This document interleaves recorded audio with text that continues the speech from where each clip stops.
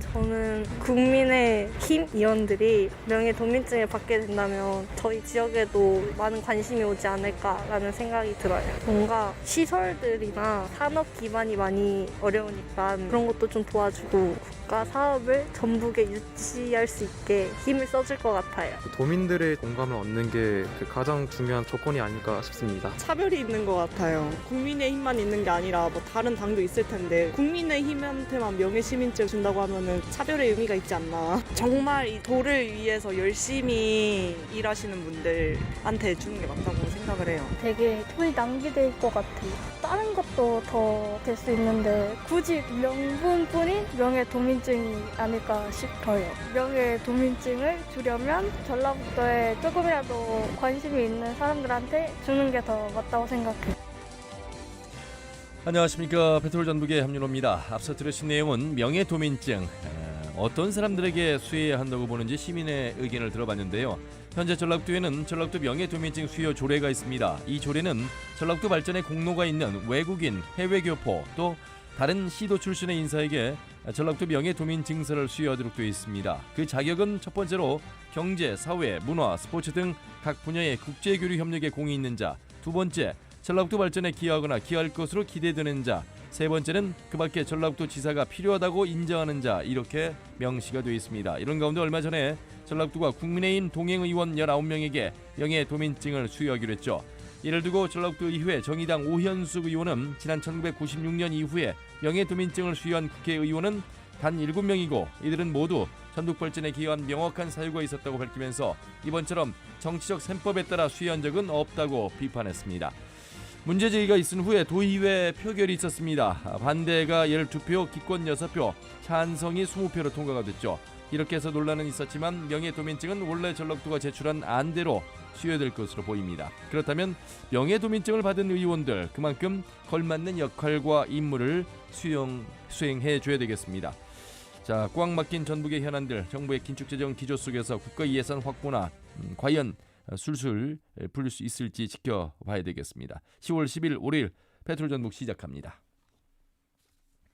네, 매주 월요일 이 시간 주요 정치 이슈를 짚어보고 있습니다. 페트롤 전북 정치쟁점 오늘도 두 분과 함께하겠습니다. 먼저 국민의힘의 정원천 국회의원 안녕하십니까? 네, 안녕하세요. 정원천입니다. 더불어민주당 신영대 국회의원 안녕하십니까? 네, 안녕하세요. 신영대입니다. 예, 국정감사 중간인데도 이렇게 인터뷰 함께 해주셔서 감사하고 두 분 일정도 상당히 분주하실 것 같습니다. 먼저 신 의원님 코로나19 수출 피해 중소기업만 떠안았다라는 자료를 내놨습니다. 국정감사 관련돼서 말씀 좀 나눠보겠습니다. 네, 당연히 제가 속한 상임위가 정원천 의원도 같은 상임위 계시는데요. 예. 산업통상자원부와 중소벤처기업부를 관장하는 상임위를 일하고 있습니다. 그래서 좀 아무래도 중소기업 쪽에 좀 관심이 많고 통상정책이랄지 산업정책에 관심이 많은데요.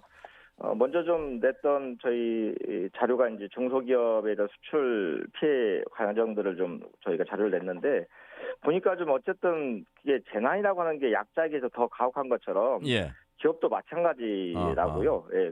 대기업들은 어쨌든 코로나 시기에 그래서 좀 그 자체 경쟁을 가지고서 그 성공을 거두고 있었는데 실제 중소 수출 기업 같은 경우들은 매우 그 힘든 상황을 계속해 왔습니다. 수출을 보니까 예를 들면 2020년 이후에 대기업과 중견기업의 수출 기업 수는 계속 상승하고 있어요. 최고치로. 예. 반면에 이제 중소 수출 기업 수는 한 3,000여 개 정도로 줄었습니다. 한 3,000여 개 정도가 줄었어요. 예. 그 내용들을 보면 결국은 이제 코로나19랄지 공급망 불안정 이런 상황 속에서도 대기업들은 빠르게 좀 그 자본여기를 통해서 좀 회복한 반면에 중소기업들은 그러지 못한 거라고 생각하고요. 그 내용도 살펴보면 가장 그 큰 문제들이 그 물류와 보증 문제였습니다. 사실은. 예. 근데 물류 같은 경우도 아무리 수출을 계약하더라도 아시다시피 코로나19로 물류가 많이 그 해외 물류가 그 많아지면서 물류 비용을 감당을 못하는 상황들이 있었어요. 하루가 다르게 물류 비용이 늘어나고 금액을 많이 줘야만 컨테이너에 실어주고 이런 상황들이 반복되면서 그런 부분을 저감이 못한 종목도 있었고요. 예. 또 계약을 해도 보증서를 안 걸어줘서 어떤 그 자체 재정 역량이 좀 취약하니까 이런 보증서를 못 받아서 수출을 좀 포기하는 기업들도 많았고요. 이런 것들이 예. 실제 중소기업들에게 피해가 좀 집중된 상위로 생각됩니다. 예. 그런가 하면 정운천 의원님은 우리나라의 산업기술, 국가 핵심 기술의 해외 유출이 꾸준히 증가하고 있다는 점을 지적했는데 산업기술 해외 유출의 절반 이상이 중소기업에서 발생했다 이렇게 지금 지적을 하셨습니다. 네네.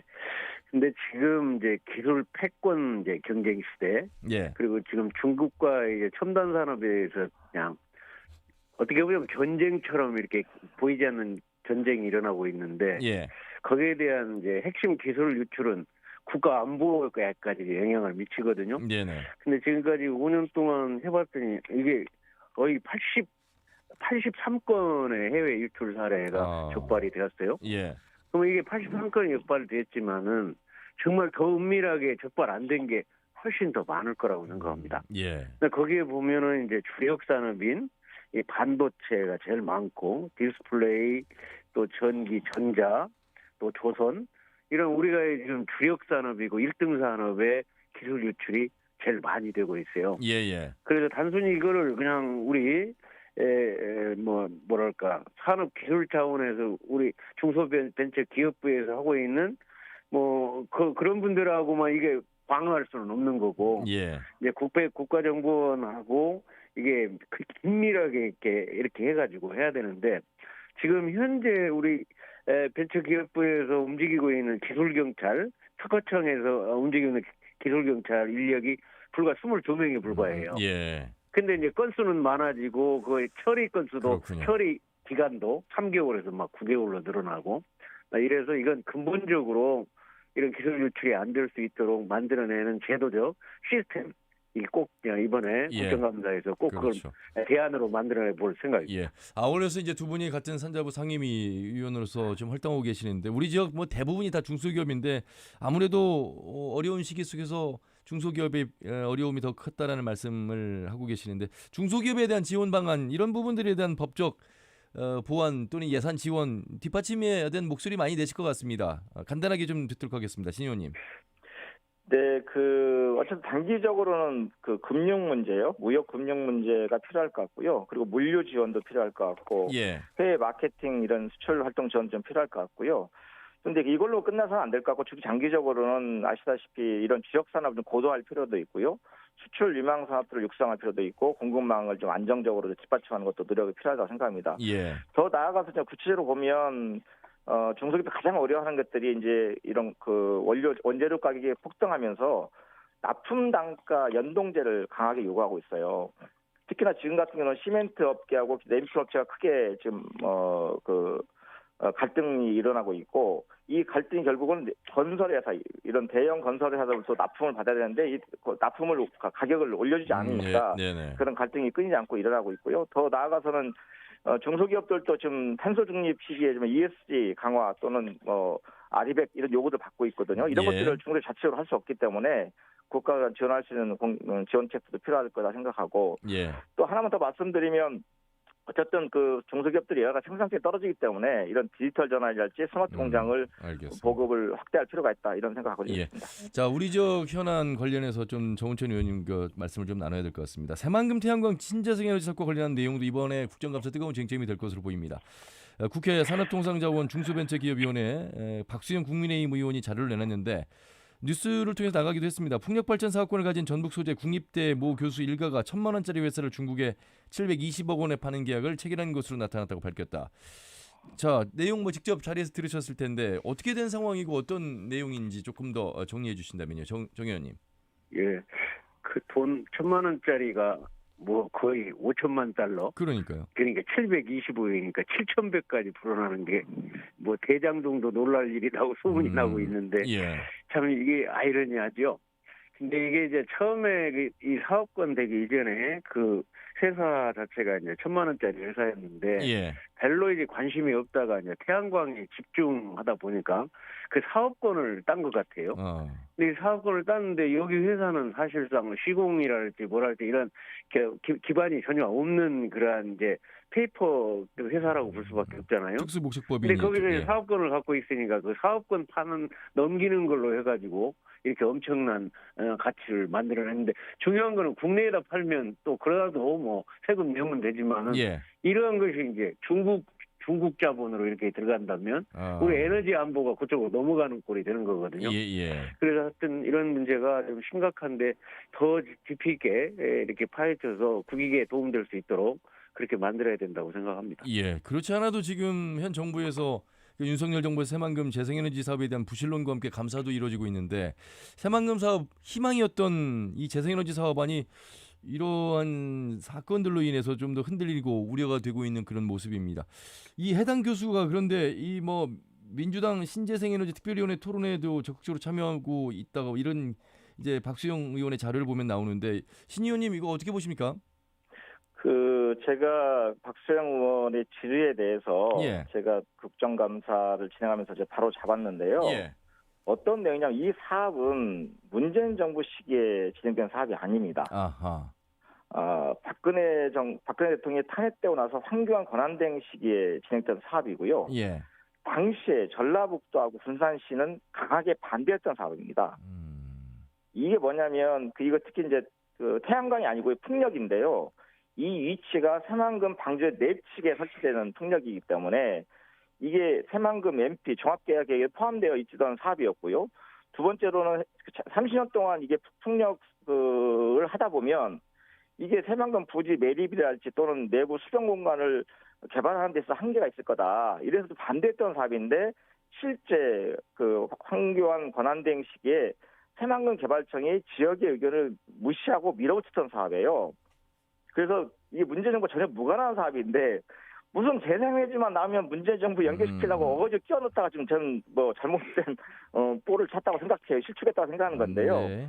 요 사업은 제가 국회의원 당선돼서도 새만금 개발청에다 이걸 재고해봐라. 아하. 지금 사업도 안 되고 있는데 사업권을 회수하든지 방법을 찾아봐라. 예. 이 얘기를 첫 번째 얘기했고 두 번째로는 이 얘기 소문을 들었죠. 외국 기업에다 팔으려고 한다. 태국 기업이라고 하지만 결과적으로는 중국 자본이다. 그렇죠. 이런 게 있으니까 이거에 빨리 좀 대책을 세워봐라라고 최근까지도 새만금 개발청에서 이걸 촉구했던 내용이에요. 그런데 이걸 자체를 문재인 정부가 갑자기 큰 비리가 있는 듯이 또 제2의 대장동이라고 표현하면서 예. 하는 게 적절하지 알겠습니다. 않고 아마 나중에 이제 조사가 들어가기 시작하면 이게 이 실체가 드러날 거 생각하는 거고요. 또 두 번째로 이것을 결국은 지금 재생에너지 사업에 대해서 계속적인 국민의힘의 문제제기가 있고 이게 엄청나게 비리가 있고 이 사업을 재생에너지를 확대하는 것이 문제가 있다고 좀 계속 지적하고 있는데 결국은 박근혜 정부에서도 신재생에너지를 확대하려고 했던 거예요. 이유는 뭐냐면 신재생에너지가 확대되지 않으면 앞으로 대한민국 기업은 대한민국에다 공장을 지을 수가 없어요. 외부에 수출하는데 니들 이 제품을 만들 때 재생을 통해서 만들었어 안 만들었어 확인하고 쟤네 만들지 않았으면 수입을 안 하겠다 그러는데 어떻게 버티겠어요. 그래서 이 사업은 알겠습니다. 재생에너지 사업에 대해서는 어떤 정부가 들어서든 간에 이건 앞으로 미래로 가야 할 사업이다. 자, 알겠습니다. 하지만 이런 과정에 부패가 있다든가 어떤 부정이 있다든가 이런 것에 대해서는 엄정하게 조치를 하고 넘어가야 되는 거죠. 예, 큰 틀에서 새만금 태양광 신재생에너지 사업인데 지금 말씀하신 내용은 해상풍력 사업권을 가진 특수목적법인 관련된 사안이어서 사실과 좀 다른 부분이 있다. 그리고 그 시점은 그렇죠. 하나 더 좀 다르다. 뭐 겁니다. 이런 말씀이신 걸로 알고. 네, 청취자분들께서 오해하셔서 말씀드렸는데요. 앞으로 해상풍력을 전라북도나 군산시가 하려고 계획하고 있는데 이 부분 대부분 먼 바다에 지금 유치를 하려고 준비하고 있는 거고요. 현재 문제가 된 이 사업은 새만금 내측, 방주 내측에 산업단지 인접한 지역에 설치하는 풍력 사업이기 때문에 알겠습니다. 이 부분에 대해서는 계속적으로 군산시도 그렇고 전라북도 그렇고 저도 그렇고 반대 의사를 일관되게 유지하고 있습니다. 예. 그 하나만 더 덧붙여서 말씀드릴게요. 어쨌든 이런 우리의 삶을 지배하는 에너지는 뭐 어떻게 보냐면 우리가 식량 안보 못지않게 중요한 이제 생활의 에너지인데 이거는 장기적인 아주 세밀한 그런 계획을 갖고 가야 되는데 아까 지금 신영대 의원 자기 지역구니까 잘 아는데 거기에 대해서 지금 어쨌든 문재인 정부에서 95%가 지원이 됐어요. 박근혜 정부에서 한 5%거든요. 근데 이게 이제 갑자기 이렇게 강하게 이렇게 밀어붙이면 항상 문제가 일어나게 돼 있습니다. 왜냐하면 거기에 사업이 시작되면 사업에 대해서 성공할 수 있는 모든 시스템과 과정, 절차 이런 게 다 있는데 이런 것이 이제 많이 무시가 되거든요. 그래서 이번에 그런 걸 한번 정지 작업을 하고 한번 몇 개월 정도 갈 겁니다. 정기 작업하고 지금 신영대원 말씀처럼 신재생 에너지는 계속 발전시켜 나가야죠. 그래서 여러 문제가 나온 거를 문제 있다고만 볼 게 아니라 문제 해결 방안을 이렇게 시스템으로 잘 찾아내서 우리가 그 다음 단계로 넘어가야 된다. 이런 말씀을 드리고 싶습니다. 알겠습니다. 이 내용 여기까지 살펴보고요. 오프닝에서 명예도민증 관련해서 이제 말씀을 길게 해드렸는데 이 부분에 대해서 이제 정원천 의원님의 많은 노력이 있었고 도의회에서도 표결까지 갔습니다. 자, 도민들의 목소리도 들으셨는데 더 내용 정리 안 해드려도 될 것 같아서 이제 바로 본론으로 말씀 좀 들어보도록 하겠습니다. 정 의원님. 아니 지금까지 한 40여 년 정치사에 우리 국민의힘, 한나라당, 새누리당이 호남에 대해서 제대로 신경 써본 적이 없습니다. 그런데 다행히 2년 전에 이제 김종인 위원장이 호남 친화 전략으로 가지 않으면 국민통합이 안 된다 해서 국민통합위원장을 저를 만들고 네가 해봐라 해서 제일 처음에 시도한 게 우리 지역구에는 한 명도 우리 당의 의원이 없으니까 예. 각 지역과 군마다 이렇게 제 지역 이 지역구 운동으로 동행 의원 제도를 만들었어요. 그래서 2년 동안 한 일이 많아요. 일테면 그 수해 피해에 굉장히 그런 지원 체제를 구축을 한 거랄지, 또 작년에는 이제 이종배 의원, 또 박진, 김승수, 최영두, 김성교 5명의 예결위원이 같이 붙어서 구조원 시대를 만드는데 협조를 많이 이제 했다고 한 거랄지, 예. 또 올해는 이제 지난해 최춘식 의원, 또 김병욱 의원, 최영두 의원이 또 이제 이번에 예결위원이 되거든요. 근데 예결위원과 함께 또 이렇게 동행으로 해나갈 수 있는 것이고, 지금 현재 정책위 의장이 성일정 의원이 최초 1호 법안을 또 만들어낸 적도 있고, 그러니까, 최춘식 의원은 이제 경기도당위원장으로 우리 도당하고 또 자매결연도 정 의원님, 맺고, 그러니까 여러 가지가 이런 등등이 지금 도민들이 잘 모르고 있어서요. 야, 그러니까 그건 알겠는데 충분히 명예 도민증을 줄만한 그런 걸로 해서 이번에 협치의 성과물로 우리 김관영 의원이 그렇게 해주신다, 김관영 도지사가 해주신다고 해서 정말 더 시너지 효과가 일어날 수 있겠다. 이런 생각에 서 도민들께서 많이 좀 인정해 주시면 고맙겠습니다. 어쨌든 전북 현안 해결에 도움이 되는 노력인데 이런 부분들을 긍정적으로 좀 봐주셔야 되지 않겠느냐 이런 말씀이셨습니다. 그리고 아울러서 제가 앞에서 명예도민증서를 수여하도록 되어 있는 자격 3가지를 말씀드렸는데 뭐 도지사가 필요하다고 인정하는 자가 3번째도 들어가 있어서 그건 뭐 지사의 어떤 권한으로서도 할 수 있는 부분인데, 소수당, 그러니까 이제 정의당의 오연숙 도의원이 관련해서 이제 언급을 했고 그래서 이제 표결까지 갔는데, 신영대 의원님은 어떻게 보세요? 어쨌든 김관영 지사가 취임하신 이후에 뭐 전북의 여러 현안들을 해결하기 위해서 국민의힘 여당의 힘이 좀 필요하기도 하고, 이런 과정에서 그런 명예도민증을 통해서라도 좀 국민의힘 의원님들이 전북 발전에 대한 관심을 좀 갖게 하기 위해서 그런 노력을 하셨다고 생각하고요. 예. 근데 좀 다만 조금 아쉬운 것들은 이런 거죠. 뭐냐면 명예도민증이라는 것은 그만큼의 가치가 있어야 되는 거고, 정말 명예가 있어야 되는 거고요. 예. 그걸 받으신 분들이 그 명예를 가지고서 이 명예를 가지고서 전라북도 발전에 크게 기여하겠다는 이런 각오와 자세도 함께 준비돼야 되는 것이 맞는 건데, 저는 좀 숫자도 많지 않나 이런 생각이 들었습니다. 사실은 정말 좀 몇 분 정도 해서 나 정말 명예롭게 내가 이걸 받았으니 전라북도에서 좀 예산도 그렇고 지역 현안도 그렇고 좀 열심히 챙겨보겠다 이런 마음을 갖게 해야 되는데, 이게 뭐 n분의 1 수준으로 숫자 너무 많다 보면 사실 그분들의 뭐 옆 사람도 받고 뒷 사람도 받고 그랬으면 이게 얼마큼 관심이 생기겠어요. 이런 부분에 좀 아쉬움이 저는 좀 있고요. 그래도 불구하고 제가 저희 군산 지역구의 도원님들한테는 그런 김관영 지사님이 이런 그 의지가 반영된 거고 지역 발전에 대한 이런 생각으로 좀 추진한 거니까 좀 적극 협조하라고 얘기까지 했는데 불구하고 좀 반대 의견들을 표명한 의원들이 많이 계시더라고요. 의원들 중에서도. 그래서 1996년 이후에 명예도민증을 수여한 국회의원은 7명인데 이번에 이제 19분이 들어간 부분에 대해서 이제 뭐 정의당이 거기 하나만 더 말씀드리면요. 이번에 이제 도지사 취임한 이후에 제가 한번 돌아다녀 보라고 그랬어요. 그래서 그 동행 의원들을 김관영 도지사가 다 만났습니다. 만나놓고 저한테 하는 얘기가, 이렇게 더 우리 도에 관심이 있는 줄 몰랐다. 여러 가지를 해온 일이 있더라. 그래서 뭐 제가 도민증 달라는 얘기가 아니고 김관영 도지사가 이 도민증을 주어서 서로 이렇게 협치의 광장을 열어놔야 이 우리 집권 여당이 한 명도 없는 전라북도에서 뭔가 앞으로 발전시켜 나가는데 큰 도움이 크게 될 것 같다는 그 생각 때문에 우리 도지사 스스로가 그거를 아이디어를 내가지고 저한테 얘기해서 아유 얼마나 좋겠냐. 그거 만들어 놓으면은 또 저도 함께 이제 울타리를 쳐가지고 그렇게 도움이 될 수 있도록 하겠다. 그런 의지를 갖고 있습니다. 정 의원님이 중간에서 많은 노력을 하고 계시기 때문에 명예도민증 받고 나서도 이 동행의원분들 더 전북의 발전에 기여할 수 있도록 더 중간 역할을 좀 잘 해주시길 바라겠습니다. 그러니까 조금 더 아쉬운 건 이런 겁니다. 명예도민증을 드리는 건 좋은데 결국은 전라북도 도민들의 의사를 모아서 총의를 모아서 드리는 거기 때문에 도에서도 좀 사실은 이런 부분 자체는 만장일치로 통과시키는 게 필요했다고 보는 건데 그런 걸 좀 조금 좀 아쉬운 부분이 그런 부분이에요. 그래서 좀 숫자를 줄인다든가 또는 도의원들을 좀 더 적극 설득한다든가 이렇게 해서 전체 의원들이 다 만장일치였으면 받으신 분들도 더 좋지 않았을까 하는 그런 아쉬움은 좀 있습니다. 알겠습니다. 자, 국정감사 앞두고 나온 또 다른 자료를 보니 전북 도내 세계 보건의료원의 의료진 정원을 채우지 못해 양질의 의료 서비스에 구멍이 뚫린 것으로 나타났다. 뭐 열악한 공공의료 현실 어제 오늘 이야기가 아닌데 이 현실을 또 바라보는 질의가 나오고 있는 것 같습니다. 신 의원님 먼저 말씀해 주시죠.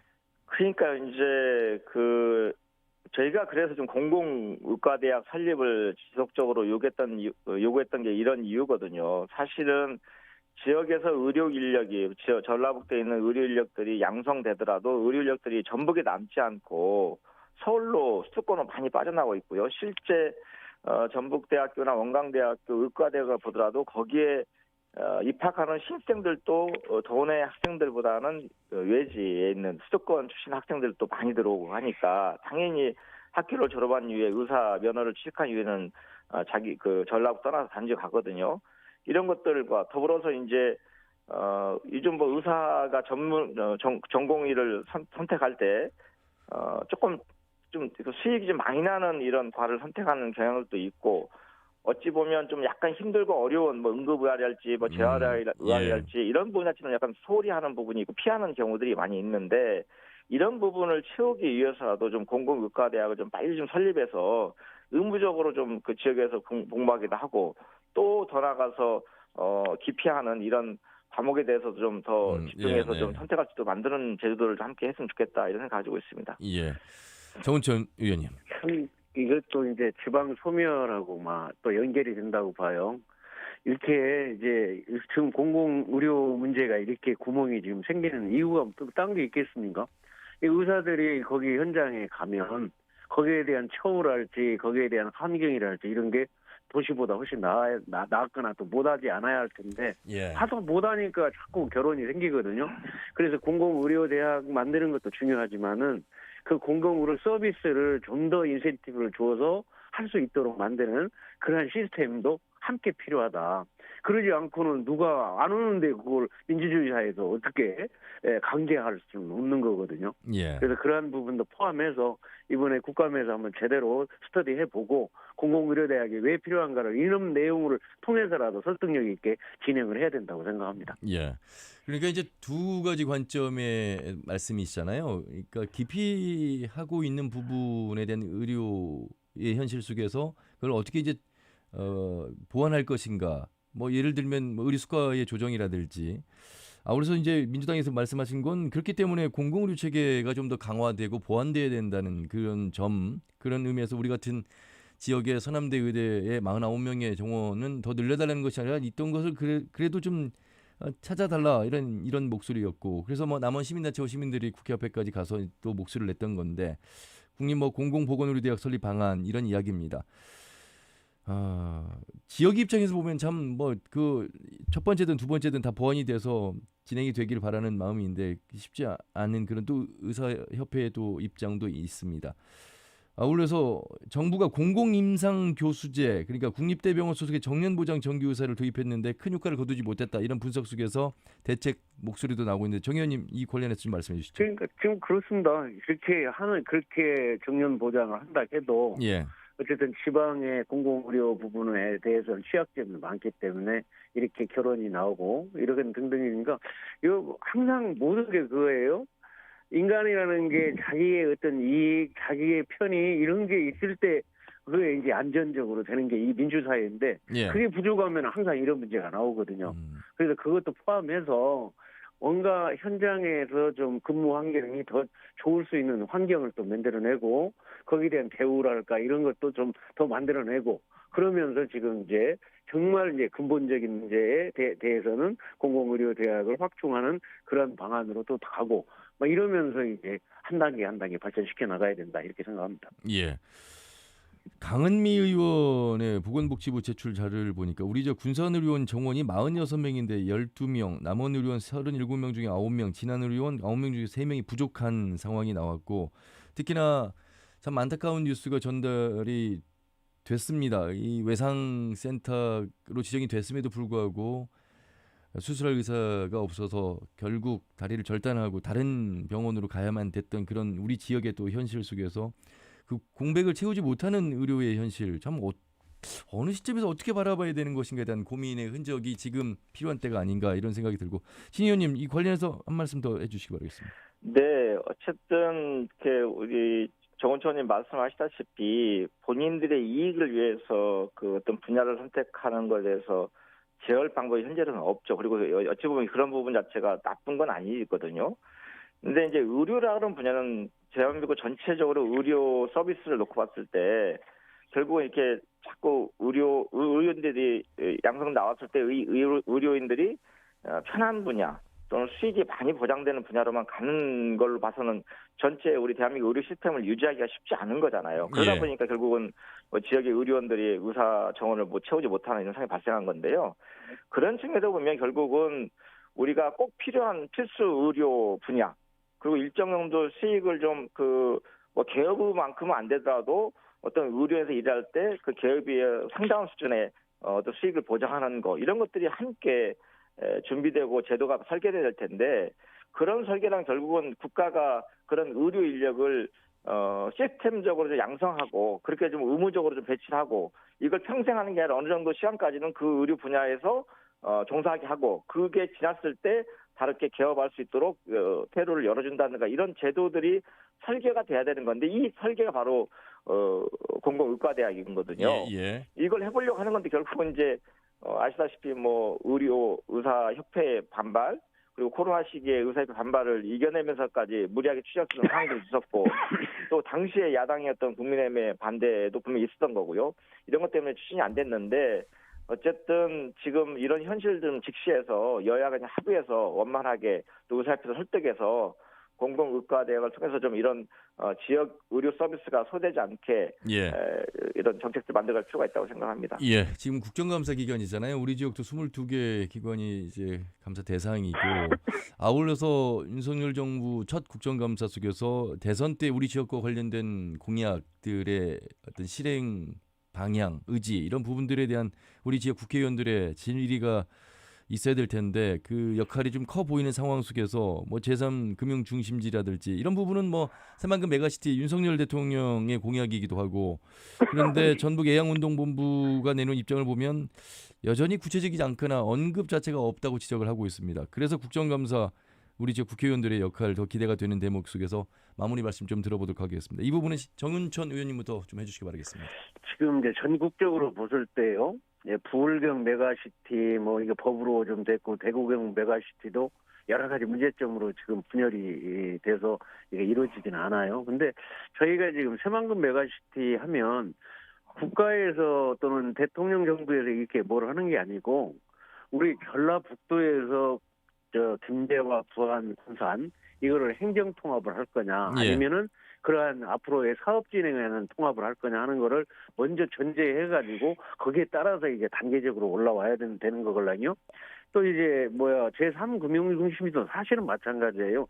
내부적으로 그러한 좀 인프라가 좀 안 깔려 있으니까 그걸 깔릴 수 있도록 좀 노력하는 것이 우리 자체 내에서 좀 노력해가면서 하니까 지금 국제금융센터 건립 사업이 추진되고 있고 또 우리 지금 연금공단의 이제 금융 중심 도시로 연장 발전하기 위해서 여러 가지 지금 도에서 좀 준비하고 있는데 그런 거고 맞물려서 중앙에서 예를 들어서 공공기관 지방 이전이랄지 이런 게 아마 내년쯤에는 가시화가 되겠습니다만은 그렇게 해가지고 윤석열 정부 5년 안에는 꼭 이렇게 만들 수 있도록 하는 노력들이 차근차근 해야 된다. 그냥 한 술에 딱 먹을 수는 없거든요. 그래서 그러한 방향으로 노력할 것입니다.